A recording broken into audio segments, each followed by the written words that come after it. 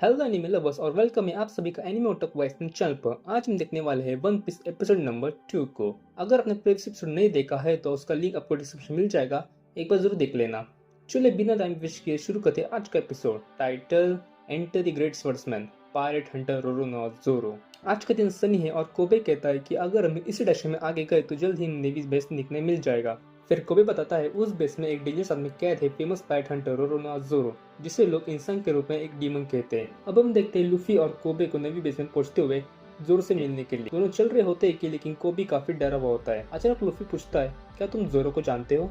ये सुनते ही आसपास के लोग डर के मारे दूर हो जाते हैं। लूफी बिना सोचे सीधा बेस की तरफ बढ़ने की डिसाइड करता है। कोबे बताता है कैप्टन मॉर्गन नाम का आदमी है और उसका नाम सुन के भी लोग डर जाते हैं। लूफी बोलता है क्या फनी टाउन है ये? कोबे कंफ्यूज जाता है। जोरो का डर समझ आता है पर लेकिन नेवी कैप्टन का डर क्यों? फाइनल दोनों नेवी बेस पहुंच जाते हैं। कोबे इमोशनल जाता है लेकिन लूफी सीधा वॉल पे चढ़कर अंदर चल जाता है। वहां दोनों देखते जोरो को खुले ग्राउंड में रोप से बांध कर रखा गया है। कोबे डर जाता है और फाइनली देखते रोरोनोज़ोरो को। लूफी सजेस्ट करता है अगर हम उसे खोल दे तो इजीली एक्सेप्ट कर सकता है। कोबे कहता है तुम पागल हो क्या, पता नहीं ये कितना फ्री होने क्या करेगा। तभी जोरो बोलता है तुम दोनों यहाँ से चले जाओ। तभी एक छोटी लड़की स्टेयर से वॉल चढ़ के अंदर आती है और जोरो को रसगोल देती है जो उसने पहली बार बनाए होते हैं। जोरो कहता है मुझे भूख नहीं है, जाओ यहाँ से। तभी एक अजीब आदमी आता है। कोबे उसे अच्छा आदमी समझता है लेकिन वो राइस बॉल खा लेता है और कहता है ये कितने बेकार है। फिर वो उस राइस बॉल को जमीन पर फेंकता है और क्रश कर देता है अपने पैर से। छोटी लड़की रोने लगती है। वो आदमी एक नोटिस दिखाता है जो भी क्रिमिनल की मदद करेगा उसे भी एग्जीक्यूट किया जाएगा। तब पता चलता है कि वो कैप्टन मॉर्गन का बेटा है। वो नेवी ऑफिसर को ऑर्डर देता है लड़की को वॉल के बाहर फेंक दो। नेवी ऑफिसर सॉरी कहता है और उसे बाहर फेंकता है लेकिन लूफी उसे तुरंत बचा लेता है। हमें पता चलता है कि जोरो के पास सिर्फ 10 दिन बच्चे हैं। कोबे लूफी को ढूंढता है और जोर से पूछता है क्या तुम बैड गाय हो, क्या तुम स्ट्रांग हो? जोरो कह देता है अपने से काम रखो। लूफी जोर से बात करता है। जोरो कहता है वो रसबॉल दे सकते हो? लूफी कहता है अब तो ये मिट्टी का बॉल बन गया है। जोरो गुस्सा हो जाता है दे दो। फिर वो उसे खा लेता है और कहता है थैंक्स। दूसरी तरफ लूफी लड़की को बताता है कि जोरो ने राइस बॉल खा ली है। लड़की खुश जाती है और वो बताती है कि जोरो को क्यों बांधा गया है।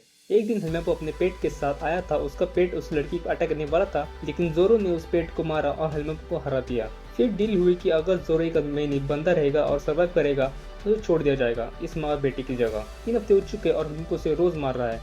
तभी ग्लास टूटने की आवाज आती है। हेलमेपो आता है और कहता है कि वो बोर हो गया है इसलिए वो कल जोरो को एग्जिट करेगा। लूफी गुस्से में आता है, उसे पंच मार देता है। हेलमेपो कहता है मैं तुम्हें तेरे जैसे मरवा दूंगा। कोबे लूफी को रोकने की कोशिश करता है। लूफी कहता है मैंने डिसाइड कर लिया है, जोरो मेरी क्रू में ज्वाइन करेगा। और आगे हम देखते हैं कैप्टन मॉर्गन को जिसे हेलमेपो सब बता देता है। जोरो अपना प्लान याद करता है एक लड़की के साथ ट्रेनिंग करते हुए उसे हरा देती है। जोरो कहता है मैं ऐसा नहीं मर सकता। लूफी वापस आता है और कहता है मैं तुम्हें फ्री करूंगा, मेरी क्रू ज्वाइन करो। जोरो मना कर देता है। लूफी कहता है पायरेट बनने में गलत क्या है? जोरो कहता है पायरेट्स गंदे होते हैं। लूफी बोलता है तुम भी तो बाउंटी हंटर हो। जोरो कहता है मैं अपने गोल पूरा करूंगा। लूफी कहता है तुम मेरी क्रू ज्वाइन करोगे इसलिए मैंने डिसाइड कर लिया है। जोरो कहता है खुद से डरो मत क्या करो। लूफी पूछता है तुम्हारे स्वर्ड्स कहाँ है? फिर लूफी कहता है मैं ले आऊंगा अगर तुम मेरी क्रू ज्वाइन करोगे तो। और जोरो गुस्सा हो जाता है। आगे लूफी अपने आर्म स्ट्रेच करके उसकी स्वर्ड लाइन जाता है। ऊपर कैप्टन मॉर्गन का स्टैचू होता है जो खड़े करने वाले होते हैं। हेलमेपो कहता है डैड आपने रिवेंज क्यों नहीं लिया अब तक? कैप्टन मॉर्गन कहता है तुम इतनी यूजलेस हो कि तुम्हारा मारना भी वेस्ट है, और उसे मार देता है। फिर कैप्टन मॉर्गन पूछता है एक लड़की बेस में घुसी थी, उसे मार दिया? हेलमेपो कहता है नहीं, उसकी छोटी लड़की थी। कैप्टन मॉर्गन ऑर्डर देता है उसे मार दो।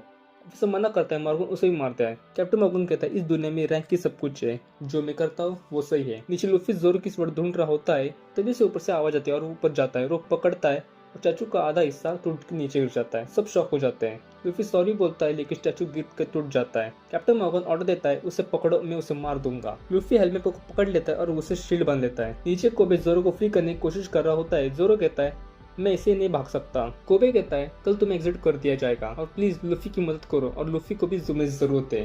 जोरो सोचने लगता है। तभी कैप्टन मॉर्गन आता है तुम दोनों को अब एग्जिट किया जाएगा। दूसरी तरफ लूफी हेलमेपो के रूम में जाके स्वर्ड्स ले आता है और वो देखता है कोबे और जोरो डेंजर में है। कोबे रो रहा था। कैप्टन मॉर्गन कहता है तुम स्ट्रांग हो सकते हो लेकिन मेरी अथॉरिटी के बाद तुम कुछ नहीं हो। जोरो अपने मन में कहता है मैं यहाँ मर नहीं सकता। और फायरिंग होती है। तभी लूफी गोमू गोमू नो रॉकेट यूज करके आता है और दोनों को बचा लेता है। वो बुल्स को रिफ्लेक्ट कर देता है। सब शॉक हो जाते हैं। लूफी हंसता है और कहता है मैंने कहा था ना मैं स्ट्रांग हूँ। और जोरो और कोबे भी शॉक होते हैं। जोरो पूछता है तुम कौन हो? लूफी कहता है मैं हूँ मंकी डी लूफी जो पैट किंग बनेगा। और इसी के साथ एपिसोड यही खत्म होता है। अगर आपको एपिसोड अच्छा लगे तो वीडियो को शेयर करो और कमेंट करो अपने थॉट्स और सब्सक्राइब करो चैनल को।